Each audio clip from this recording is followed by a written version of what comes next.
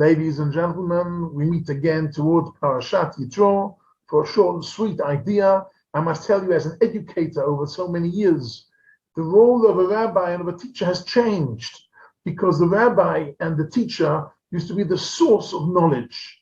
And nowadays, through Google, the students and people have got an abundance of knowledge. So what is the role of a teacher? What is the role of a rabbi nowadays? Now, I claim one of the main roles is less giving information, because that they have everybody has on their fingertips through Google. It's arranging the information.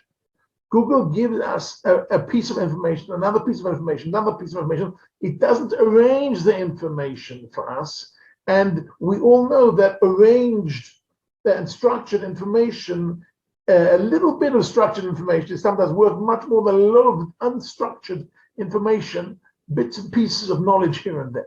So, ladies and gentlemen, let me share with you the core of this week's Parsha, which is the core of the whole Torah, which are the 10 Commandments. So you look up Google the 10 Commandments, it gives you the 10 Commandments. But I want to share with you 4 different approaches of Chazal, how to look at these 10 Commandments, how to organize this knowledge, how to organize the 10 in a way that it's giving us a strong message to take with us.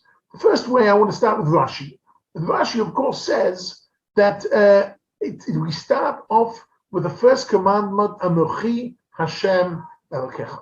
Asher Otzeticha Me'eretz Mitzrayim. I am Hashem, your God, who took you out of Egypt. What has all that got to do with giving us commandments? The answer is, why should we listen to Hashem? We should listen to Hashem because He created heaven and earth. Did we see that He created heaven and earth? We didn't see He created heaven and earth. But what we did see is we saw that He manipulated heaven and earth through the 10 plagues in an amazing way. And that generation who was now about to get the 10 commandments had seen with their own eyes the 10 plagues. Let me give you an example to understand this. Let's say we are going through the desert, and all of a sudden we find a watch. And somebody says, oh, wow, Big Bang and evolution brought about a watch. Isn't that amazing that the north-west winds came and brought in some of the metal, and south-east winds came and brought in some glass, and put it all together, and we have a watch. Who would believe that the Big Bang plus evolution would bring about a watch? Well, if you have nothing else to believe in, so okay, you pick up this idea that 13.7 billion years ago, the Big Bang plus evolution brought about such a watch. However, all of a sudden a friend of mine succumbs and says, no, I created the watch. Why should I believe it? He says, look, if you turn it this way, turn it that way, it tells you the time. Wow, you know how to manipulate it so well, you must be the creator. Second friend comes and says, no, wrong, I'm the creator. Prove it to me. Besides telling the time, it's also a stopwatch. So, whoa, it's also a stopwatch. You must be the creator. Third person comes along and says, no, I'm the creator. Why? Because it's also an alarm clock. Anyway, the person who can manipulate this watch in the most ways, I believe that they are the creator. Comes along HaKadosh Baruch Hu and says, Anochi Hashem Elokecha asher hotzeticha me'eretz Mitzrayim. You saw how I can manipulate the world. I can manipulate the land through the first 3 plagues, which is blood and frogs and lice that came from the land. I can manipulate what's on the land, which are the second 3, which are wild animals, and then dying animals, and then what was the third one? And then shchim, boils, different wounds, and then He can control what's above the land, which means the locusts that came from above, the darkness that came from above, and of course the hail that came from above.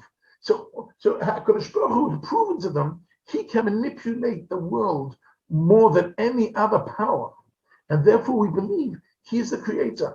And that's a very important first point. So actually what Rashi is saying is, out of the 10, the first one is a principal rule. I am the creator. I took you out of Egypt. I am the commander. And therefore, because I am the commander, I'm giving you now 9 other commandments. But there are no commandments if we don't have a commander. So he actually says, number 1 is a principal principal rule, and the other 9 are commandments. The first one establishing him as the creator and the principal. That's Rashi.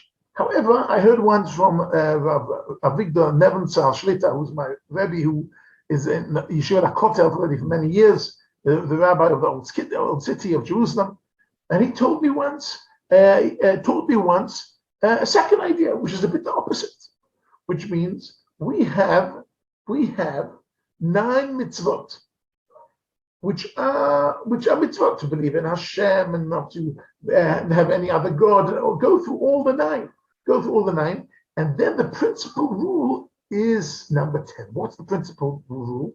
We may not be jealous. We might not be envious. Not envious of other people's God, not envious of other people's Shabbat, not envious of other people's parents or other people's wives or other people's possessions. And all the commandments can be summarized in one simple commandment. Do not be envious. Do not be jealous. Because if you're not jealous, then you will not desecrate any of the other 9. So we have 9, we've got 9 mitzvot, and it's actually the final one, which is the principal rule. So this is a second way of learning it.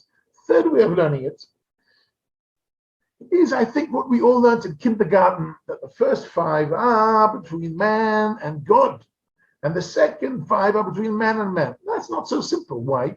Because number 5, as we know, is to honor you and respect your parents. Honoring and respecting my parents, that's between human beings, between man and man. Why is it in the first 5? Why is it in the first 5? It should be in the second 5. The answer is because you can choose your friends, you can choose your wife, you can choose your husband, you can choose where to live and what to do. You cannot choose your parents. HaKadosh Baruch Hu has chosen our parents for us. And if we disrespect our parents, we're disrespecting HaKadosh Baruch Hu's choice. It's just as bad as not keeping Shabbos, because HaKadosh Baruch Hu decided that Shabbos will be on the 7th day. What happens if on Wednesday I want to do Shabbos? No. HaKadosh Baruch Hu said Shabbos is going to be on the 7th day. So this is between man and God. That's the first 5. The first 5 between man and God. The second 5 are between man and man. The fourth explanation I want to share with you, the fourth and last explanation I want to share with you, is from a Mechilta, who has a fantastic idea. It says, okay, let's build upon the previous theory, that 5 are between man and man and God, and 5 are between man and man. But it's actually, all these 5 have common denominators, says the Mechilta. How is that? First of all, there is an issue of recognizing God. That is principle number 1 on the 1 tablet. And recognizing the value of your fellow friend on the other side. If you do not validate and value your fellow friend, you kill him. In the same way, if you do not validate Hashem, God, he's out of your life. You've killed him. There is an issue of murder. But the murder, the concept of murder can be between man and God by not keeping the first commandment, and can be between man and man by not keeping the 6th commandment. Let's move down a bit. Okay? The second one is you should not have a God except me, which is an issue of loyalty. You have to be loyal to our God, to Hashem. On the other hand, is lo tinaf. We mustn't do adultery. We have to be loyal to our wives and to our husbands. It's the second issue after the issue of murder. There's an issue of loyalty, both between man and God, which is commandment number 2, and commandment number 7, which is no adultery. Let's move on. The third issue is not to use things that are not yours. So the third commandment is not to use Hashem's name in vain. You cannot use Hashem's name; it's not yours. In the same way, you cannot steal. You cannot take a person's possessions which are not yours. So that's the third principle from commandment number 3 and commandment number 8. And then we have commandment number 4, which is Shabbat, And on the other side, we have an issue that we are not allowed to give false testimony. In fact, a person who desecrates Shabbat is giving false testimony. Because why do we keep Shabbat? We keep Shabbat to give testimony that Hashem created the world. So if we desecrate Shabbat, we give false testimony between man and God. But between man and man, it would be in court that we're giving false testimony. So there's an issue of telling the truth and not giving false testimony. That's point number 4, which is that's value number 4, which we find in the 4th commandment and the 9th commandment. And the final commandment talks about jealousy on the one hand between human beings. It also talks about parents. You can't be jealous of somebody else's parents. If you're jealous of somebody else's parents, that's between man and God. Hashem chose your parents for you. So what we have here are actually 5 values, says the Mechalta, which spread out to man and man and God all the way through. Murder, which is absolutely forbidden between man and God. Second issue, which is loyalty, man and God, man and man. Third issue is not using other people's property, man to God and man to man. The 4th one is not giving false testimony, not man to man and not man to God by desecration Shabbat. And the 5th one is not to be envious, not between a man and God, which means being envious of things that God chose for us, like our parents. And man is being envious of our friends, family, and property. So all these are 4 theories that I've learned through the years. I've got another few, but our time is up, I'm afraid, of how to structure this. And each one of these structures is a whole message of how to structure our 10 commandments. And I think by understanding these ways that, number 1, we're talking about Hashem as the creator that took us out of Egypt, giving us the commandments, whether it is the second one, which is we mustn't be envious, and the implications of not being envious is not other person's Shabbat and not another person's wife or another person's God or another person's life.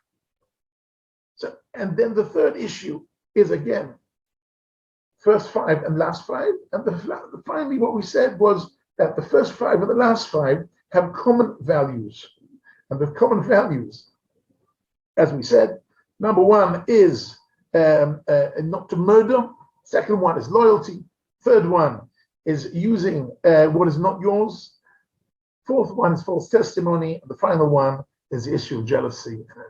I hope by giving you some of the structures that Chazal told us in these 10 commandments, we get a deeper understanding of how fantastic and how beautiful our 10 commandments really are. Shabbat Shalom.